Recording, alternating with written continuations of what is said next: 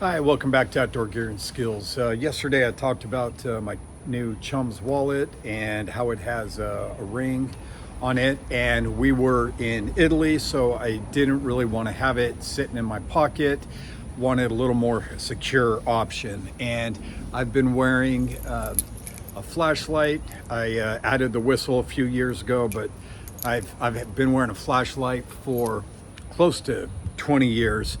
And so I had more bead stuff where I could make another necklace. So what I did is when I put the clasp on, I pinched it, and then I put some Gorilla Glue in to try to lock it in there. That's where your weakest spot is.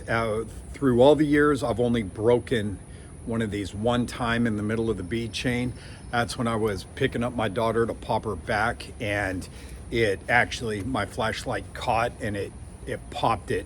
But usually the clasp is the weak part. And so on top of that, I took some black electrical tape and put it around there. And that worked for maybe 7-8 days of our 11-day trip. And then it kind of, was just stretching out, whatever. But it did kind of help. It just made me feel good about at least trying to help lock that in. And again, I had the Night Eyes small beaner, carabiner right there, so it'll lock in. What I did when I got home was actually went over to Harbor Freight, and I bought some of these heat shrinking tube assortments. There's 120 pieces in here. I do not need that many pieces, but it was like $5, and you really can't just get a couple of those. And so I took one, it's about that length, and I cut it in half. So I did the same thing. I pinched the clasp, and I put some Gorilla Glue in the middle, and then I put that on, and then we just used my wife's hair dryer to melt it down. And so you can see that it's kind of form-fitting to that. Just gives it a little bit of extra security. And so looking at, the two of these, this is a lot more secure than, this thing. So I'm just gonna rip that off, kind of have a backup one right there. And then as I throw this on, the Night Eyes carabiner, and then I can clip my Chums wallet on it.